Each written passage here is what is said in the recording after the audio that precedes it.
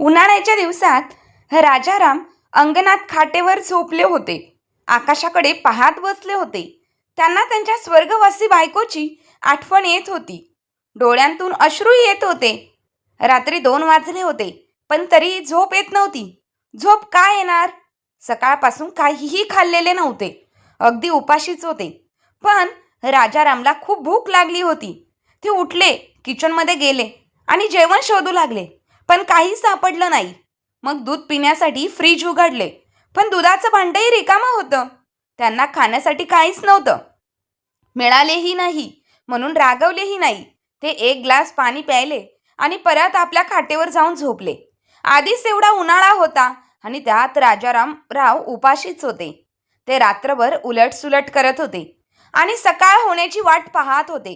राजारामच्या खोलीत पंखा नव्हता म्हणून ते अंगणात झोपत होते आणि दुसरीकडे त्यांचा मुलगा आणि सून एसी लावून त्यांच्या खोलीत झोपलेले होते. रात्री राजारामची सून आणि मुलगा एका लग्न सोहळ्यात गेले होते आणि तेथूनच रात्रीचं जेवण करून आले होते. राजारामच्या सुनेने त्यांच्यासाठी 2 शिळ्या पोळ्या ठेवल्या होत्या आणि त्यांना सांगून गेली होती की चहा बनवून चहासोबत पोळी खाऊन घ्या. हे तर नेहमीचंच होतं. राजाराम यांची सून जया नेहमीच राजाराम यांना शिळ्या अन्नपदार्थ खायला देत असे आणि त्यांना ह्या गोष्टीची सवयही झाली होती. जयाच्या सांगण्यावर त्यांनी गुपचूप होकार दिला आणि दोघेही लग्नाला निघून गेले. रात्री जेव्हा राजाराम यांना खूप भूक लागली तेव्हा ते किचनमध्ये जाऊन पोळ्यांचा डब्बा उघडले तर आतून वास चांगला वाईट येत होता. राजाराम काहीही खाण्यासाठी दुसरं काही शोधू लागले, पण काहीच मिळालेलं नाही. राजाराम यांचा मुलगा आणि सून रात्री 12 वाजता घरी आले, पण राजारामला त्यांची एवढी हिंमत नव्हती. असं नाही की ते त्यांच्या सुनेला जेवण बनवायला सांगणार आणि म्हणून ते गुपचूप आपली खाटेवर पडून राहिले. दोघेही आपल्या खोलीत जाऊन झोपले. पण जसं वेळ वाढत जात होता तशी राजाराम यांची भूक वाढत होती. त्यातच त्यांना झोप लागली. सकाळी कुकरच्या शिट्ट्यांचा आवाज ऐकून राजारामची झोप उडाली. उठून पाहिलं तर त्यांची सून जया किचनमध्ये स्वयंपाक करत होती. जयाला स्वयंपाक करताना पाहून राजारामला आणखी भूक लागली आणि सोबतच समाधानही झालं की आत्ता लवकरच आपल्याला जेवायला मिळेल असं वाटलं होतं. राजारामराव हा विचार करत होते की त्याच वेळी त्यांना जोराचा आवाज ऐकू आला आणि ते त्याच वेळी घाबरले. उठायला इतका उशीर का केला? एवढा वेळ कोणी झोपत असतं का? त्यांच्या हातात चहा देत जया म्हणाली, हा चहा पिऊन घ्या आणि लवकर कामाला लागा. 2 दिवसांचे कपडे पडले आहेत, ते धुवून टाका. मग घर झाडून पुसून घ्या आणि थोडं लवकर करा. माझ्या माहेरची लोक येत आहेत. मी त्यांच्यासाठी जेवण बनवत आहे. जया त्यांना एक एक करून काम सांगत होती. तरीही ते मान खाली घालून सर्व कामाला होकार देत होते. सुनेच्या पुढे बोलण्याची त्यांना काहीच हिंमत नव्हती. चहा पिऊन ते बाथरूमला कपडे धुण्यासाठी निघून गेले. वय झाले म्हणून राजारामकडे फार काम होत नव्हतं, पण काय करणार, त्यांचा नाईलाज होता. सगळं काम करून राजाराम जयाजवळ आले आणि म्हणाले, मला खूप भूक लागली आहे. मी रात्रीपासून काहीही खाल्लं नाही. काहीतरी खायला देतेस? रात्रीच्या पोळ्या शिळ्या होत्या, त्यामुळं त्या खराब झाल्या होत्या म्हणून मी उपाशी झोपलं. त्यावर जया लगेच म्हणाली, तुम्हाला काय म्हणायचंय की मी तुम्हाला शिळं अन्न खायला घालत आहे? तुम्ही तर माझ्यावर आरोप करताय. तुम्हाला लाज नाही वाटत का? जोपर्यंत पाहुणे येऊन जेवत नाही तोपर्यंत मी तुम्हाला जेवायला देणार नाही. जर त्यांना काही कमी पडलं तर त्यांनी जेवण केल्यावर तुम्हाला जेवण मिळेल. त्यानंतर जयाने राजारामरावांच्या हातात बिस्किटांचा पुडा दिला आणि म्हणाली, आपल्या रूममध्ये जाऊन ते खा आणि जोपर्यंत पाहुणे येत नाही तोपर्यंत रूममधून बाहेर पडू नकोस. इकडे तिकडे फिरू नकोस. अंगणातून तुमची खाट उचलून घे. पूर्ण घरात पसारा करून ठेवला आहे. सुनेचे हे बोलणे ऐकून राजारामराव यांना असं वाटलं की तिला काहीतरी प्रत्युत्तर द्यायला हवं. पण तेव्हाच त्यांना दुसरा विचार आला की मुलगा घरी आल्यावर ती काहीतरी तमाशा करेल आणि माझा मुलगा मला वृद्धाश्रमात सोडून जाण्याची परत एकदा धमकी देईल. मग राजारामराव शांत बसले. जया जेव्हापासून घरात आली होती तेव्हापासून त्यांना त्यांचा मुलगा ओझं वाटायला लागला होता. राजारामने ती खाट उचलून आपल्या रूममध्ये ठेवली आणि तिथेच बसून विचार करू लागले की किती देवाला नवस केल्यानंतर राजाराम यांना मुलगा झाला होता. तेव्हा असं वाटायचं की तो म्हातारपणाला आधार बनेल, पण तो थोडा वेळही त्यांच्याजवळ बसत नसे आणि कधी विचारतही नाही की बाबा तुमची तब्येत कशी आहे, तुम्हाला बरं वाटतंय का, बरं वाटत आहे का, जेवलात का. ते जेव्हा माझ्याशी बोलतात तेव्हा असं वाटतं की आता माझ्याशी भांडतील आणि मला घराबाहेर काढतील. राजाराम यांना असं वाटायचं मुलासाठी मी खूप काही मेहनत घेतली आहे. माझ्याकडे फक्त 2 रूमचं घर आणि एक छोटंसं खेळण्याचं दुकान होतं, पण मुलासाठी मी ठरवलं होतं की त्यासाठी काहीतरी मोठा बिझनेस उभा करेन. रवी झाला मग मी खूप कष्ट केले आणि 10 वर्षांनी त्या छोट्याशा दुकानाचं एक शोरूम बनवलं. त्यासाठी मोठं घर बांधलं आणि त्याला बिझनेस कसा करायचा हेही मी शिकवलं. आज तो चांगला बिझनेसमॅन झाला आहे. मग त्याचं लग्न त्याच्या आवडीच्या मुलीशीही मी लावून दिलं. सगळं काही एकदम व्यवस्थित चाललं होतं. तेव्हा तर माझी पत्नी अजून जिवंत होती. ती जशी जिवंत होती तशी सगळी काही सुरळीत चाललं होतं. अचानक तिला डेंग्यू आणि मलेरिया झाला आणि ती मरण पावली. माझा मुलगा आणि सून मला खूप आदर देत. घरात खाण्यापिण्याचं काही कमी नव्हतं. मी दुकान सांभाळत होतो आणि माझी पत्नी जया घरची कामं सांभाळत होती. पण ती गेल्यानंतर माझं जीवनच अवघड झालं. मी तर माझ्या मुलावर आणि सुनेवर ओझं झालोय. हळूहळू रवीने दुकानावरती ताबा घेतला आणि जयाने घर सांभाळायला सुरुवात केली. त्यांनी माझ्यावर माझ्याच घरात खूप बंधने लादली. माझी तब्येत थोडी बिघडली. त्यानंतर रवीने मला दुकानावर कधीच जाऊ दिलं नाही. तो म्हणाला की जर आता तुमचं वय झालंय, आता जर तुमची तब्येत जास्त खराब झालीये तर कोण तुमची काळजी घेणार. आता दुकानात तुमची काहीच गरज नाही, मी सांभाळून घेईल असं म्हणत त्याने दुकानावरती ताबा मिळवला. माझ्याकडे पैसे असते तर मी बाहेर काहीतरी खाल्ले असते, पण रवी मला 1 रुपया देखील देत नाही आणि जया मला घरात खायला देत नाही.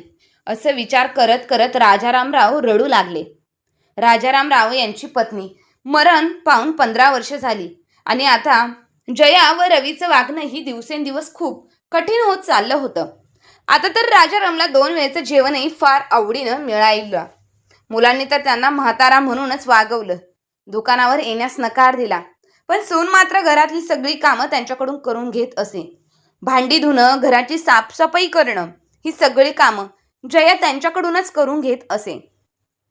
राजाराम काही सांगायला गेले तर ते घरात भांडण करत असतात आणि ह्याच कारणाने राजाराम आत्तापर्यंत शांत होते आणि शांतपणे सगळं काही सहन करत होते.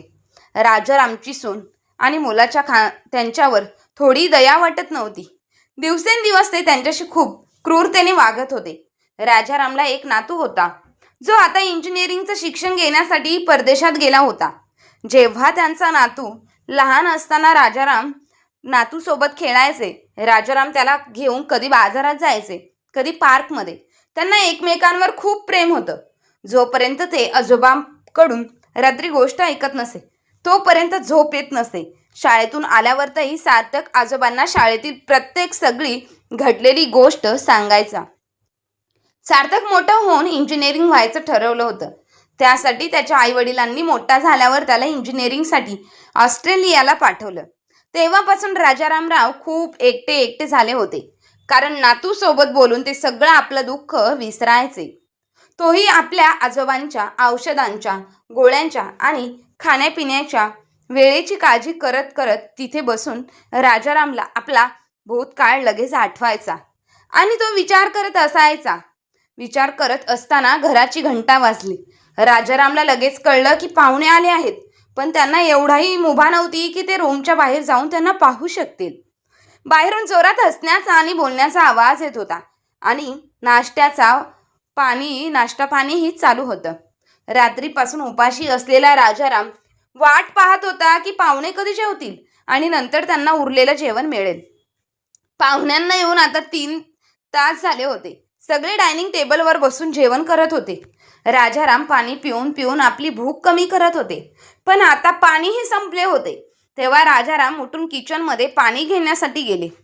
तिथे जयाची आई जयाला म्हणाली, तुझे सासरे घरात काही काम करतात की नाही, की दिवसभर फक्त खायचंच काम करतात. त्यावर जया म्हणाली, अगं आई, तू पण ना, तू पण काहीही सांगतेस. आता त्यांचं वय झाले म्हणून मी त्यांना जास्त काम सांगत नाहीये. ते घरातलं थोडंफार काम करतात. मी त्यांना फुकटचं कसं खाऊ घालू? एवढं बोलून दोघीही हसत बाहेर निघून गेल्या. त्या दोघींचं बोलणं ऐकून राजाराम यांना खूप वाईट वाटलं. त्यांचं बोलणं ऐकल्यानंतर त्यांच्या डोळ्यात पाणी आलं. मनातल्या मनात म्हणू लागले की विचार तर होतो की त्यांना तोंडावरच उत्तर द्यावं. त्यांना म्हणावं की हे सगळं माझ्या कमाईचं आहे. मी कोणाचंही फुकट खात नाही, पण बोलू शकलो नाही.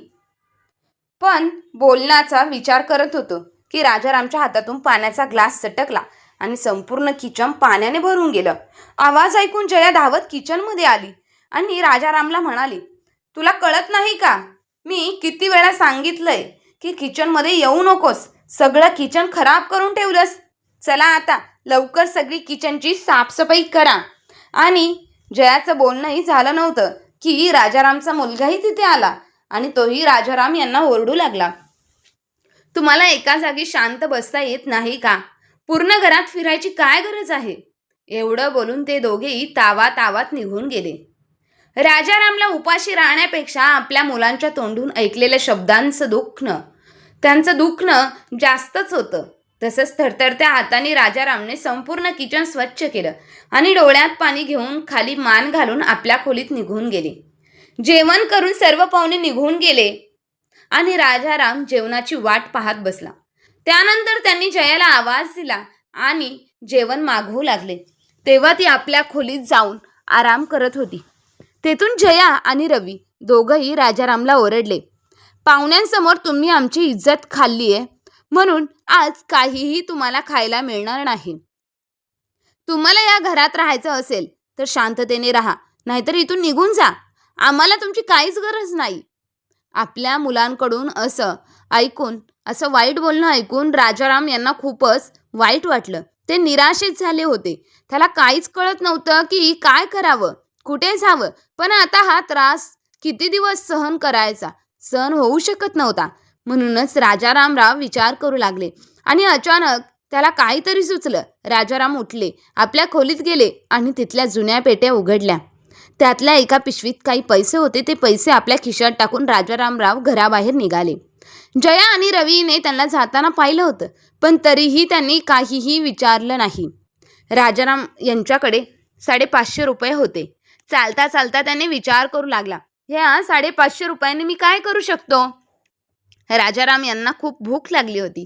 त्यामुळे ते सगळ्यात आधी एका ढाब्यावर थांबले आणि 50 रुपये देऊन तिथे त्यांनी जेवण केलं.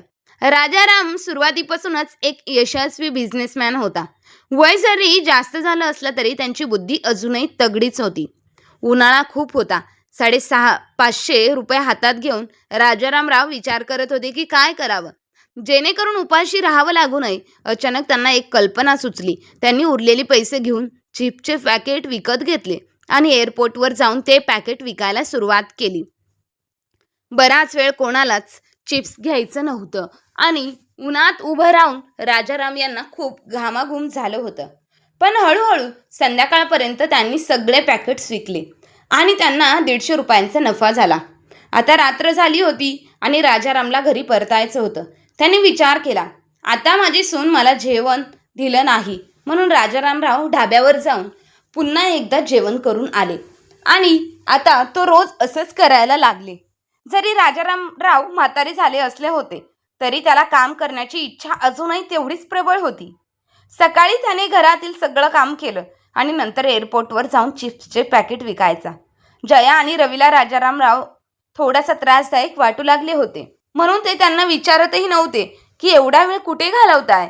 आता राजारामराव यांच्याकडे स्वतःच्या खर्चासाठी पैसे थोडे थोडे उरू लागले आणि ते पोटभर जेवू लागले.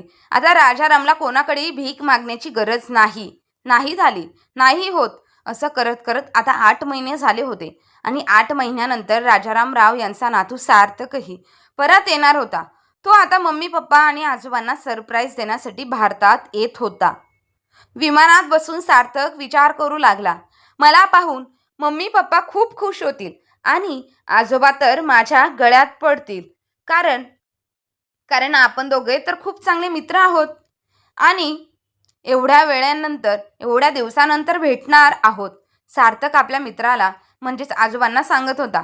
जेव्हा मी ऑस्ट्रेलियाला जात होतो तेव्हा आजोबांना खूप वाईट वाटत होतं, पण आता जेव्हा ते मला समोर पाहतील तेव्हा त्यांना खूप आनंद होईल. सार्थक एअरपोर्टच्या बाहेर आला तेव्हा राजारामराव चिप्स विकत होते आणि एका हाताने आपला घाम पुसत होते. सार्थकच्या मित्राने राजारामला पाहिलं आणि सार्थकला का म्हणाले, हे तर तुझ्या आजोबांसारखेच दिसतात. ते दोघी राजाराम यांच्या जवळ गेले तेव्हा सार्थकला खूप आश्चर्य वाटलं, कारण ती व्यक्ती दुसरी तिसरी कोणीही नसून राजारामराव हेच होते. त्यांचे आजोबाच होते. राजारामराव येणाऱ्या जाणाऱ्या लोकांना चिप्स घेण्यासाठी विनंती करत होते, त्यांना बोलवत होते. जसा तशी सार्थक राजारामराव यांच्याकडे गेला. त्यांनी सार्थकला न बघता म्हटलं, हे चिप्सचे पॅकेट घे बेटा, 10 रुपयालाच आहे, सांग तुला कोणतं पाहिजे. हे ऐकून सार्थकच्या डोळ्यातून ढसाढसा अश्रू वाहू लागले. रडत रडत सार्थक म्हणाला, मला तर फक्त माझे आजोबा पाहिजेत. सार्थकचा आवाज ऐकताच राजाराम यांनी वरती मान करून सार्थककडे पाहिलं आणि दोघेही एकमेकांच्या गळ्यात पडले. ते रडू लागले ढसाढसा. शेजारी उभा असलेला सार्थकचा मित्रही त्यांना पाहून रडू लागला. मग सार्थक आपल्या आजोबांना निरखून पाहू लागला. ते आधीपेक्षा कमजोर वाटत होते. ते आधीपेक्षा कमजोर दिसत होते. तो राजारामला विचारू लागला, तुम्ही ह्या वयात इथे चिप्स का विकत आहात? तुम्हाला तर आता आरामाची गरज आहे. आणि आई बाबा कुठे आहेत? त्यांनी तुम्हाला हे सगळं करायला नकार दिला नाही का? किती ऊन आहे, किती उन्हाचा तडका आहे आणि तुम्हाला किती घामही येत आहे. जर तुम्हाला काही झालं असतं तर माझं काय झालं असतं? आधीच मी आजीला गमावलेलं आहे. आज बऱ्याच दिवसानंतर आपल्या नातवाच्या तोंडून प्रेमाचे 2 शब्द ऐकून राजारामला यांना गहिवरून आले आणि तो रडू लागला आणि त्याने सार्थकला सगळं काही सांगायला सुरुवात केली. त्यांच्या आई वडिलांनी राजारामला कसं वागवलं हेही त्याने आपल्या नातवाला सांगितलं. हे सगळं ऐकून सार्थकच्या पायाखालची जमीन सरकली. तो अगदी आश्चर्यचकित झाला होता, कारण आजपर्यंत तो आपल्या आईवडिलांना खूप देवासारखं मानायचा. पण माणसंही काही वेळा असं वाईट वागू शकतात हे त्याला कधीच समजायचं नव्हतं. पण आता सार्थकने ठरवलं होतं की तो आपल्या आईवडिलांना एक धडा शिकवणार. पण सगळ्यात आधी त्याने आजोबांना घेऊन एका चांगल्या हॉटेलमध्ये नेलं. तिथे त्यांना खूप चविष्ट जेवण खायला दिलं. मग त्याच हॉटेलमध्ये आजोबांसाठी एक रूम त्याने बुकही केला होता. तिथल्या सगळ्या सुखसुविधा त्यांना दिल्या. थोडा वेळ त्यांच्यासोबत घालून सार्थकने आजोबांना सांगितलं, तुम्ही इथे आरामात राहा, मी वेळोवेळी तुम्हाला भेटायला येत जाईल. वेटर आला, जेवण दिलं आणि निघून गेला. तुला कुठेही जाण्याची गरज नाही असं म्हणत सार्थक आपल्या घरी गेला. तो घरी पोचला. त्याची आई पाहून खूप आनंदी झाली आणि म्हणाली, अरे बेटा, तू आम्हाला कळवलंही नाहीस की तू भारतामध्ये परत येत आहेस. सांगितलं असतं तर आम्ही तुझं छान स्वागत केलं असतं. आईचं असं म्हणणं ऐकून सार्थक म्हणाला, जर मी आधी सांगितलं असतं तर आज मी जेवढं प्रेम आणि पाहुणचार मिळवलाय ते मिळालंही नसतं. त्यानंतर जयाने रवीने आवाज दिला आणि म्हणाला, अहो पहा, आपला सार्थक आला आहे, आणि त्याच्या गळ्यात पडून लागली. पण तिचे हात पकडून सार्थक म्हणाला, पहिलं मला सांग की आजोबा कुठे आहेत? घरात कुठेही दिसत नाहीत. असं म्हणत तो आजोबांच्या खोलीकडे गेला. पण आजोबा तिथेही नव्हते हे त्याला छानपैकी माहिती होतं. तो फक्त त्याच्या आईवडिलांसमोर नाटक करत होता. तेव्हा जया आली आणि हळूच हसून सार्थकला म्हणाली, अरे बेटा, तुला तर माहीतच आहे ना की तुझे आजोबा दिवसभर खाऊन आराम करतात, त्यामुळे त्यांना घरात बसून कंटाळा येतो. म्हणूनच आम्ही त्यांना सांगितलंय की कधी कधी तुम्ही बाहेर फिरायला जा, नाहीतर तुमचे पाय जमा होतील. आईच्या तोंडून अशी गोष्ट ऐकून सार्थकला खूप आश्चर्य वाटलं. आता रात्र उशिरा झाली होती, पण राजारामराव अजूनही घरी आलेलेच नव्हते. तेव्हा सार्थक आपल्या वडिलांना विचारू लागला, आजोबा, आज राजारामराव अजून का आले नाहीत? त्यांनी तुम्हाला काही सांगितलं नाही का? रवी म्हणाला, कधी कधी ते त्यांच्या मित्रांच्या घरी जातात आणि 1-2 दिवसात परत येतात. तू काळजी करू नकोस. आता रात्र खूप झालीये, तू तुझ्या खोलीत जा आणि आराम कर. दुसऱ्या दिवशी सकाळी सार्थक उठून पुन्हा आजोबांकडे गेला आणि तिथेच त्यांच्याबरोबर राहिला. जेवण केलं आणि आपल्या आजोबांना धीर देऊ लागला आणि म्हणाला, तुम्ही काहीही काळजी करू नका. सगळं काही आता व्यवस्थित होईल. लवकरच सगळं व्यवस्थित करतो. तेवढ्यात थोड्या वेळातच सार्थक आजोबांना घेऊन घरी परतला.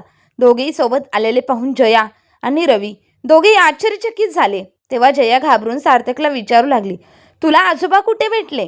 रागात थोडं आईकडे पाहून सार्थक म्हणाला, तुम्ही तर मला काहीही सांगितलं नाही, पण मी माझ्या आजोबांसोबत त्यांचा शोध घेतला. सार्थक असं बोलत असतानाच दोघेही खाली मान घालून नजर चोरू लागले. पुढे जाऊन सार्थक त्यांना म्हणाला, तुम्हाला आई वडील म्हणायला मला लाज वाटते. तुम्ही किती खोटे आणि बनावट लोक आहेत. तुम्हाला माहीत आहे का, मी आजोबांना एअरपोर्टवर चिप्स विकताना पाहिलं होतं.